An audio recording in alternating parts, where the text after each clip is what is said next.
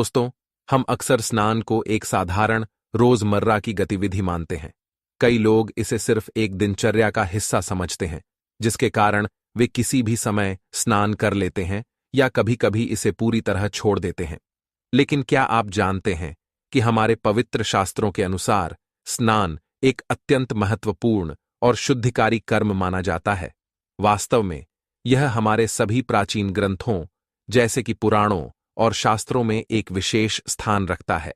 स्नान केवल शरीर की सफाई का माध्यम नहीं है, यह आत्मा, मन और शरीर तीनों को शुद्ध करने का एक आध्यात्मिक कृत्य है। जब तक हमारा शरीर शुद्ध नहीं होता, तब तक मन और आत्मा भी शुद्ध नहीं हो सकते। और जब तक मन और आत्मा शुद्ध नहीं होते, तब तक कोई भी धार्मिक या सांसारिक कार्य सफल नहीं हो सकता। यही कारण है कि हमारे शास्त्रों में यह कहा गया है कि किसी भी महत्वपूर्ण कार्य की शुरुआत से पहले शरीर को उचित स्नान से शुद्ध करना आवश्यक है। यदि ऐसा नहीं किया जाता, तो उन कार्यों में बाधाएं उत्पन्न हो सकती हैं और वे सफल नहीं हो पाते। शास्त्रों में स्नान के लिए कई महत्वपूर्ण नियम और विधियां बताई गई हैं। यदि हम इन नियमों का पालन करते हैं, तो न केवल हम अपने शरीर को शुद्ध करते हैं, बल्कि मानसिक और आध्यात्मिक लाभ भी प्राप्त करते हैं। स्वयं भगवान श्री कृष्ण ने स्नान के महत्व और इसे सही तरीके से करने के बारे में बताया है। उन्होंने कहा है कि जो कोई भी शास्त्रों में बताए गए विधि विधान से स्नान करता है, वह सभी पापों से मुक्त हो जाता है और उसे समृद्धि, सुख और शांति प्राप्त होती है। हमारे शास्त्रों के अनुसार जब कोई व्यक्ति स्नान करते समय विशेष मंत्रों का जाप करता है, तो उस जल में ही पवित्र गंगा का वास हो जाता है और उस व्यक्ति का जीवन धन्य हो जाता है। जैसे गंगा स्नान सभी पापों को धो देती है, वैसे ही स्नान के दौरान मंत्रों का जाप करने से जल शुद्ध हो जाता है और उस व्यक्ति पर दिव्य कृपा बरसती है। भगवान श्री कृष्ण ने स्नान करने की विधि, सही समय, मंत्र और यहां तक कि बीमार व्यक्ति के लिए स्नान का तरीका भी बताया है। उन्होंने यह भी समझाया कि स्नान के तुरंत बाद क्या करना चाहिए। इन नियमों का पालन करने से न केवल गरीबी दूर होती है, बल्कि हर प्रकार की समृद्धि और सफलता प्राप्त होती है। स्नान से संबंधित सबसे महत्वपूर्ण नियमों में से एक है ब्रह्म मुहूर्त में स्नान करना। यह समय सभी आध्यात्मिक क्रियाओं के लिए सबसे शुभ माना जाता है।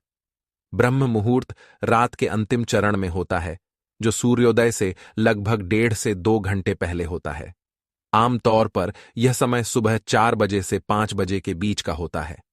शास्त्रों के अनुसार इस समय वातावरण में शक्तिशाली और दिव्य ऊर्जा होती है, जो आत्मशुद्धि और प्रार्थना के लिए सबसे उपयुक्त होती है। ब्रह्म मुहूर्त में स्नान करने से न केवल शरीर शुद्ध होता है, बल्कि मानसिक स्पष्टता और आध्यात्मिक जागरूकता भी बढ़ती है, जिससे पूरे दिन के कार्यों में सफलता प्राप्त होती है। इसके विपरीत सुबह 8 बजे के बाद स्नान करने की अनुशंसा शास्त्रों में नहीं की गई है। तब तक वातावरण में दिव्य ऊर्जा कम हो जाती है, जिससे व्यक्ति में सुस्ती और थकान का अनुभव हो सकता है और उसका दिन निष्क्रियता में व्यतीत हो सकता है। जहां तक विवाहित स्त्रियों की बात है, विशेष रूप से जो पारंपरिक नियमों का पालन करती हैं, उनके लिए शास्त्रों में बाल धोने के कुछ विशेष नियम बताए गए हैं। स्त्रियों को अमावस्या, पूर्णिमा और एकादशी जैसे पवित्र दिनों में बाल धोने से बचना चाहिए। ये दिन अत्यंत पवित्र माने जाते हैं और इन दिनों बाल धोने से घर में दुर्भाग्य और अशांति आ सकती है।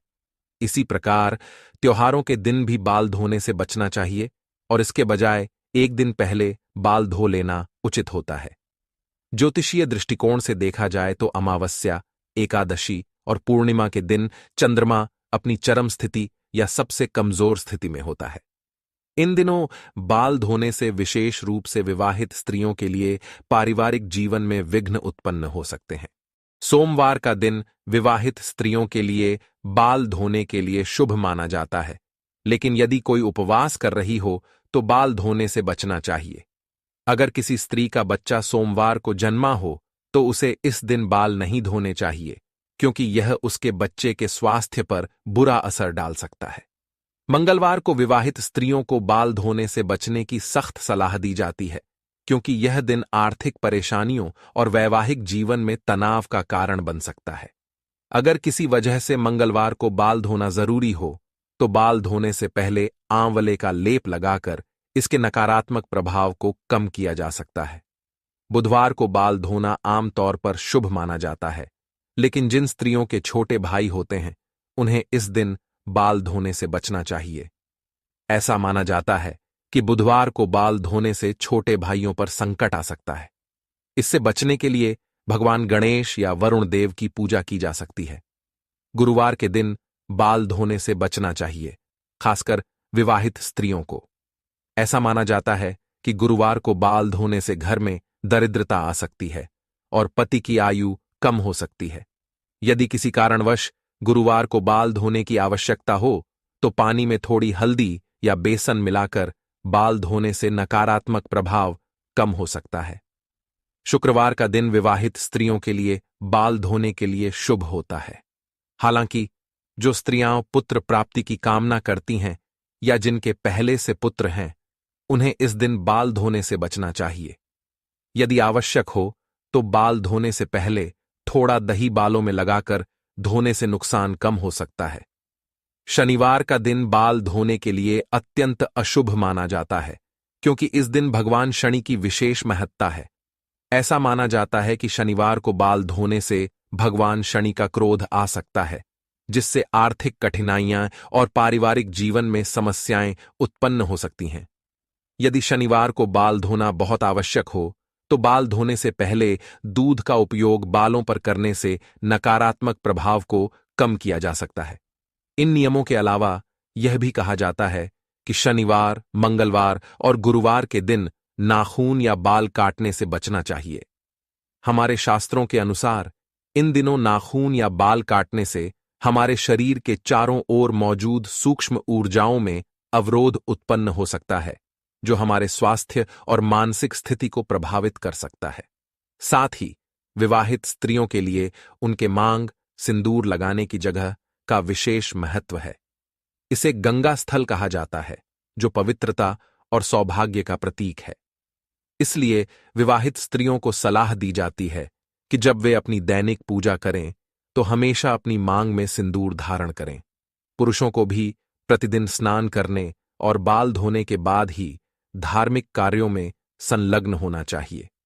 तो दोस्तों, अब आप समझ गए होंगे कि स्नान केवल शरीर की सफाई का कार्य नहीं है, बल्कि यह आत्मा की शुद्धि और आध्यात्मिक उन्नति का माध्यम है।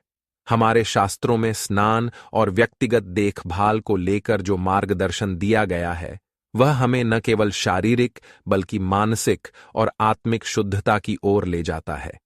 हम आशा करते हैं कि यह जानकारी आपके लिए उपयोगी रहे।